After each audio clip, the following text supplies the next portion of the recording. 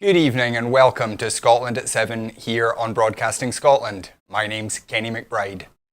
And our top story tonight at Holyrood, the Scottish Parliament today refused legislative consent to the Brexit Withdrawal Agreement Bill currently going through the Westminster Parliament, sparking what has been described as an unprecedented constitutional crisis. Legislative consent motions are the means by which the Scottish Parliament agrees to allow Westminster to legislate on devolved areas. In most cases, these are uncontroversial, but consent to Brexit and the arrangements put in place by the Tory government at Westminster have been resisted strongly by the Scottish Government ever since the Brexit referendum in 2016. In the Holyrood Chamber today, several MSPs railed against the Westminster power grab, where devolved powers are planned to be seized back by Westminster, while others noted the persistent lack of negotiation or even consultation with the Scottish Government over Brexit, despite the Scottish Government working hard to find compromise. Constitutional Relations Secretary Michael Russell also warned of the dangers of Brexit more generally, stating that the withdrawal agreement as it stands only delays a damaging no-deal Brexit until the end of this year.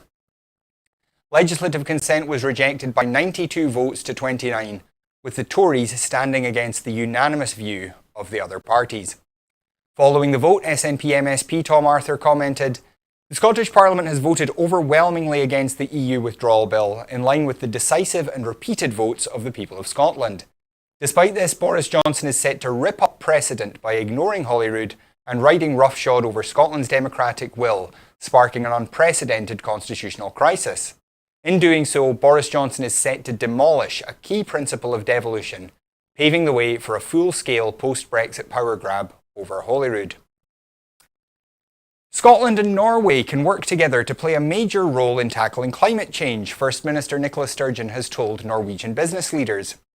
Addressing the Confederation of Norwegian Enterprise conference in Oslo, the First Minister highlighted offshore wind and carbon capture and storage as sectors where the two countries are at the forefront of developing technology. She said she hoped the North Connect project, a 600-kilometre cable taking electricity between Scotland and Norway, would progress in the near future following positive analysis by both the UK and Norwegian regulators. And she identified digital health as an area where further cooperation could produce benefits for citizens and provide new business opportunities. The First Minister said, "Scotland and Norway are natural partners.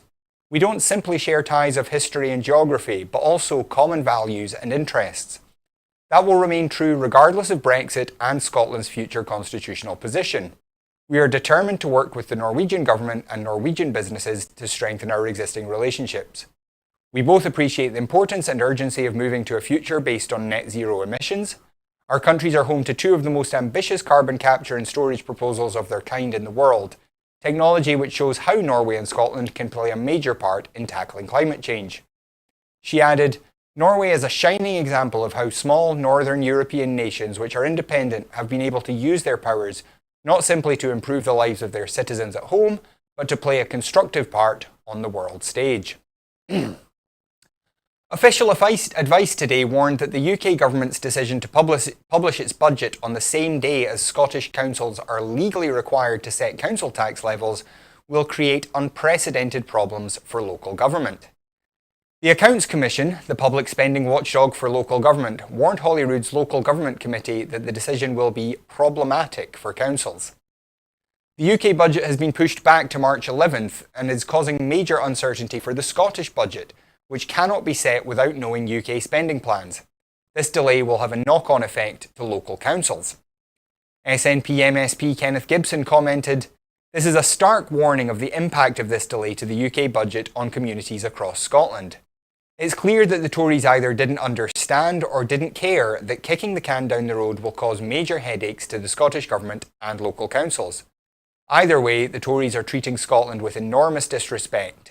We deserve better." At Westminster, in her debut today as the SNP's Shadow Secretary of State for Scotland at Westminster, Mhairi Black MP challenged the UK government over its plans for a March budget that would leave the Scottish Parliament with just a few days to agree their own spending plans. At Scotland Questions, Mhairi Black added that if Scotland had the full fiscal powers of an independent country, its budget would not be subject to delay due to Westminster being unable to get its act together. The challenge comes after both the SNP Shadow Chancellor, Alison Thewliss MP, and the Scottish Government's Finance Secretary, Derek Mackay MSP, slammed Sajid Javid's budget plans as completely unacceptable that would leave Scottish local government to set its budget blindfold without knowing what the block grant would be. Tory councillor and resources spokesperson for the Convention of Scottish Local Authorities, Gail McGregor, has also said the UK government's decision to not hold a budget until the 11th of March significantly impedes the ability for Scottish local authorities to formulate their own budgets. In his response to Ms Black, Scotland Minister Douglas Ross refused to apologise for the delay despite the consequences and failed to clarify whether Scotland's budget would include the £1.2 billion in Barnett consequentials promised by Boris Johnson during the election campaign. Commenting, Mary Black said, "The UK government's budget plans completely disrespect and disregard Scotland, its parliament and devolution. The UK government's March budget date would have serious consequences for Scotland, leaving the Scottish Parliament with just a few days to set out spending plans and with local authorities having to set their budgets blindfold. That is simply unacceptable and yet another sign of the Tory government's disdain for the devolved governments." At Prime Minister's questions, Ian Blackford MP has said the people of Scotland should determine Scotland's future, not Boris Johnson, in the first PMQs following the SNP's landslide election victory on a mandate for an independence referendum. The SNP Westminster leader challenged Boris Johnson on Tory plans to drag Scotland out of the EU against our will, despite Scotland's overwhelming vote to remain and with the Scottish Parliament expected to decline consent later in the afternoon. SNP MPs Brendan O'Hara and Douglas Chapman also pressed the Tory leader on the democratic right of the people of Scotland to choose our own future.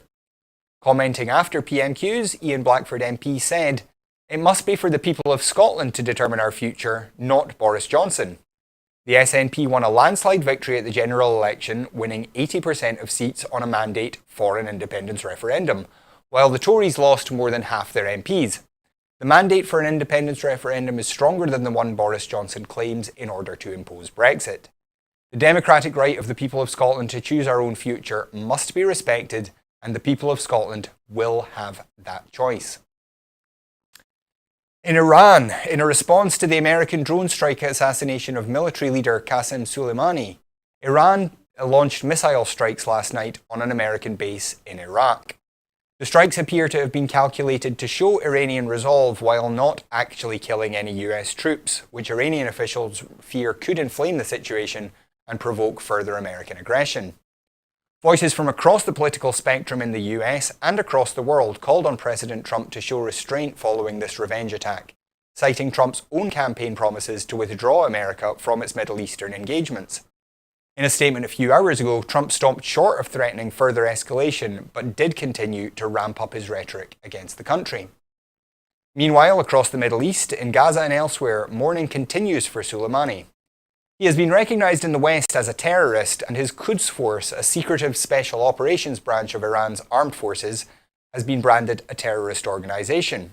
However, within Shia communities in both Iran and Iraq, he is celebrated for his resistance of Sunni aggression and has won acclaim for his role in defeating the Islamic State, as well as his service during the brutal Iran-Iraq War of the 1980s. In Iran and across the region, many anti-Western agitators have begun to paint Soleimani as a martyr in their great conflict with the US and Israel, with some describing him as the Che Guevara of the Middle East. Observers fear that even if war is averted now, this kind of language will continue to heighten tensions in the region. President Trump, meanwhile, called on the UK, China, Germany and France to withdraw from what remains of the Iran nuclear deal, while firmly asserting that Iran will never be allowed to develop nuclear weapons while he remains president. At PMQs, though, Boris Johnson suggested he still wanted to make that deal work. Alan Smith MP, the SNP's Shadow Foreign Secretary, commented, "All efforts must be made to de-escalate and instead engage in diplomatic efforts to prevent the crisis from tipping over the edge. Rather than walking away, the UK government must press ahead with efforts to bring Iran and the US back to the table to rescue this deal, or risk further escalation and violence." Also in Iran, a Ukrainian Boeing 737 crashed just minutes after takeoff from Tehran airport yesterday, killing all 176 passengers and crew, including 3 British nationals. The Ukrainian government initially said they did not believe this was a terrorist attack, but later rode back on that assertion, saying that their priority was to find those responsible for this terrible catastrophe. The Iranian government has said that Boeing, an American company, will not be permitted to examine the black box recorders from the jet. Instead, the Iranian Aviation Organization will investigate the crash and have reportedly invited Ukrainian observers to be present. Meanwhile, Ukraine International Airlines said it had indefinitely suspended flights to Iran, while other airlines announced plans to avoid Iranian and Iraqi airspace until tensions between Iran and the US have been resolved. In London, the President of the European Commission has warned that it will be impossible to conclude a comprehensive trade deal between the UK and EU within the strict timetable Boris Johnson has set out. Speaking at the London School of Economics this morning before her first face-to-face meeting with Johnson, Ursula von der Leyen stated that if the Prime Minister was determined to have a clean break with the EU, then a more distant partnership was the only possible outcome. In an impromptu exchange, Chief Brexit negotiator Michel Barnier stressed that leaving the EU was not a simple process and involved renegotiation of 600 international agreements. Von der Leyen commented, "It is basically impossible to negotiate it all." The new Commission President, who replaced Jean-Claude Juncker at the beginning of December, highlighted that without free movement of people, the other freedoms of the single market could not be granted to the UK, and that the end of 2020 was too soon a deadline to negotiate the kind of close partnership that Johnson has said he wishes to achieve. Dr. Philippa Whitford, the SNP's new Shadow Secretary of State for exiting the EU, said, "Boris Johnson's race to secure a Brexit deal before the end of the year in reality is a desperate race to the bottom, ditching the high standards already in place on workers' rights, environmental protections and food and agriculture." With the UK government pushing ahead with plans to rule out extending the transition period, ramping up the risk of a devastating no-deal Brexit, and the EU warning of the dangers of such a move, it's clear that Scotland faces being dragged out of the EU against our will with devastating consequences. In Paris, former French President Nicolas Sarkozy will face trial on charges of corruption in October. It is the first time a former French president has ever been charged in this way. It is alleged that during 2014, Sarkozy sought to obtain information on an investigation from a judge. The judge and Sarkozy's lawyer are both also implicated in the case. Appeal judges rejected an application by Allmen last year to have the case dismissed. Sarkozy has faced a barrage of accusations since his loss to socialist François Hollande in 2012. Last October, it was ruled that he would stand trial on campaign finance charges after allegedly spending almost double the permitted amount in his failed re-election bid. He has said he was unaware of the activities of the PR firm that is also involved in that case. He has also been charged over accusations he received millions of euros from former Libyan leader Muammar Gaddafi to fund his election campaign in 2007. Sarkozy also denies this charge. And back in Scotland, local authorities are to be given new powers to regulate short-term lets where they decide this is in the interest of local communities. Housing Minister Kevin Stewart announced measures in the Scottish Parliament to provide local authorities with the ability to implement a licensing scheme for short-term lets from spring 2021. This will enable councils to know and understand what is happening in their area, improve safety and assist with the effective handling of complaints. The licensing scheme will include a new mandatory safety requirement that will cover every type of short-term let to ensure a safe, quality experience for visitors. It will also give councils the discretion to apply further conditions to address the concerns of local residents. Councils will be able to designate control areas to ensure that planning permission will always be required for the change of use of whole properties for short-term lets. Additionally, ministers have committed to carefully and urgently consider how short-term lets will be taxed in future to ensure they make an appropriate contribution to local communities and support local services. The approach taken to short-term lets will complement the Transient Visitor Levy Bill, which will be introduced later in this Parliament. Local Government Minister Kevin Stewart said, "Short-term lets can offer people a flexible travel option and have contributed positively to Scotland's tourism industry and local economies across the country. However, we know that in certain areas, particularly in tourist hotspots, high numbers of short-term lets are causing problems and often make it harder for people to find homes to live in. That's why we are empowering local authorities to implement a system that works for their areas. By giving councils the power to set conditions around short-term licences and put in place planning controls to tackle hotspots, communities across Scotland will be able to decide what is best for them and their local economy.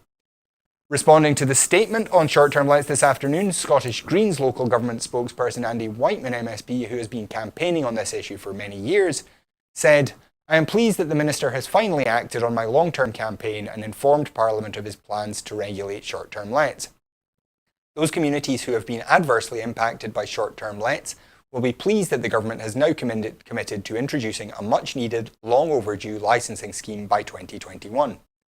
It's clear that no licences should be issued unless proper planning consent is in place, and I am disappointed that the Scottish Government don't seem to share that view."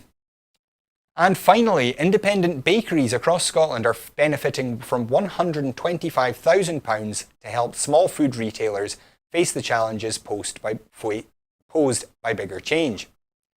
The Scottish Government funding has been shared among 34 independent and family-run bakers across Scotland.